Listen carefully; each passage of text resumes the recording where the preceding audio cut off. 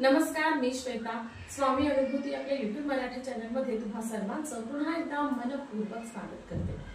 बघा, स्वामींचे अनुभव याच्यासाठी आपलं हे चॅनल ओळखलं जातं. स्वामी अनुभूती कशी देतात, स्वामी आपल्या भक्तांवर कशी कृपा करतात, हे आज मी तुम्हाला एक असा सुंदर अनुभव सांगणार आहे, जेणेकरून तुम्हालाही स्वामी कशा प्रकारे किती छोट्या छोट्या गोष्टींना पण ते मनापासून असणाऱ्या गोष्टींना मदत करतात हे आज मी तुमच्याशी शेअर करणार आहे.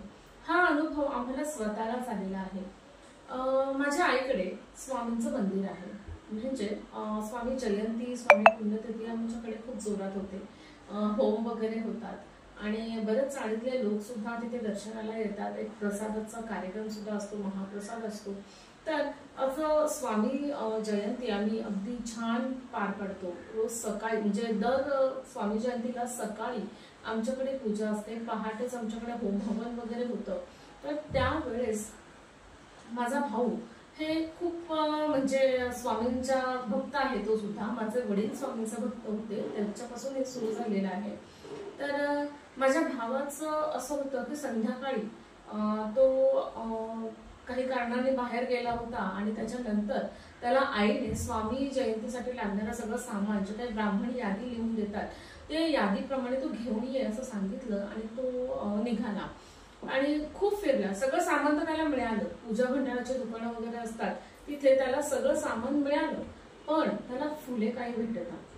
फुलं आणि बेलाची पानं, तुळशीपत्र वगैरे काही सांगितलेलं होतं ब्राह्मणाने, ते काही त्याला खूप प्रयत्न केले, सगळ्या ठिकाणी गेला. पुण्यासारख्या ठिकाणी तो सगळीकडे गेला, पण त्याला रात्री 10 वाजले तरी सामान त्या दिवशी काही मिळालं नाही. काय असेल माहित नाही, किंवा तसा योग असेल का नाही. काही गोष्टी अशा घडतात की आपण म्हणतो की पुण्यासारख्या ठिकाणी कसं मिळणार नाही, शक्यच नाही. पण त्यावेळेस तसं घडलं. त्याला काही सामान मिळालं नाही. पूजेसाठी फुलं पानं हे काय मिळालं नाही आणि तो खूप नाराज झाला. आता काय करायचं म्हणून त्याने आईला फोन केला. तर आई म्हणाली, ठीक आहे, उद्या ब्राह्मण जेव्हा येतील सकाळी त्याच्या आधी जाऊन तू मार्केट यार्ड वरून ह्या सगळ्या गोष्टी घेऊन ये. पण तरीही त्याचं काही मन शांत राहत नव्हतं, किंवा आज मला हे का नाही मिळालं असं त्याला कुठेतरी एक टोचणी लागून राहिली होती. मग त्यानंतर त्यांनी घरी यायचा विचार केला. आईचा फोन झाल्यानंतर आणि गाडीवरून तो घरी येत होता. तर त्याच वेळेस त्याला अक्षरशः पांढरे कपडे घालून एक माणूस रस्त्यावर दिसला. त्यावेळेस तिथे कोणीही नव्हतं. रात्रीचे 10:30 वाजले होते आणि त्या परिसरात, ज्या परिसरात तो गेला होता तिथे कोणी नव्हतं. पण तो माणूस तिथे आला. त्याच्या कानात सुद्धा रुद्राक्ष होते, पांढरे केस होते, अगदी टिका वगैरे लावलेला होता त्याने, आणि उंच असा तो माणूस आला आणि त्याला आवाज दिला. त्याने गाडीवर थांबलेला असताना, आईशी बोलत असताना फोन ठेवला आणि त्या माणसाने त्याला आवाज दिला की अरे इकडे, काय शोधतोयस तू. त्यांनी सांगितलं. तर ते म्हणाले, तू जे शोधतोयस ना, तू इथनं सरळ जा आणि सरळ जाऊन डाव्या साईडला वळ. तिथे एक म्हातारी कोपऱ्यावर बसलेली असेल, तू तिच्याकडे जाऊन घे असं सांगितलं. आणि तो म्हटला, या वेळेला नक्की असेल. तो म्हटला, तू जा, तुला जे हवं ते सगळं मिळेल. ठीक आहे म्हणाला.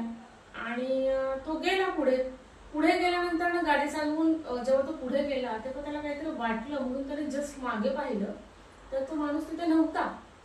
आणि त्याच्यानंतर त्याने ज्याप्रमाणे सांगितलं त्याप्रमाणे हा गेला. आणि गेल्यानंतर त्या ठिकाणी पोहोचला.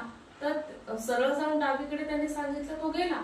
गेल्यानंतर ना तिथे एक म्हातारी खरंच बसली होती, जिथं कोणीही आजूबाजूला नव्हतं. पण ती म्हातारी ताजी फुलं, पानं, बेलाची आणि तुळशीपत्र हे सगळं तिच्याकडे मिळालं.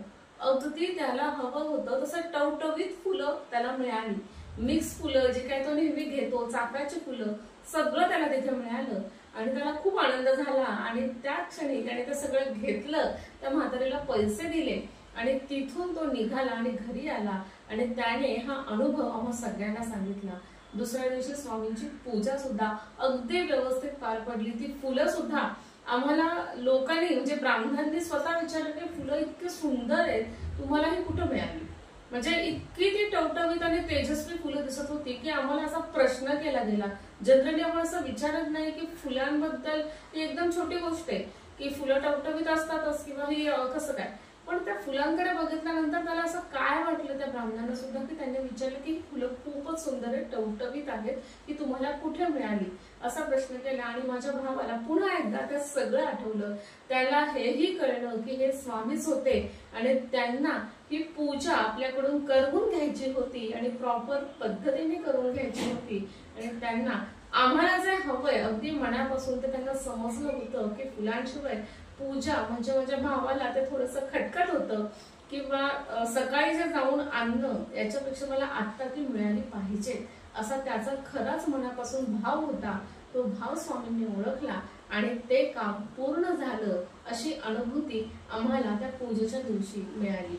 स्वामी जयंतीच्या दिवशीच अशी जी गोष्ट घडली त्याबद्दल पुन्हा एकदा हे कळलं की स्वामी आमच्या सोबत आहेत आणि कायम आमच्या सोबत राहतील.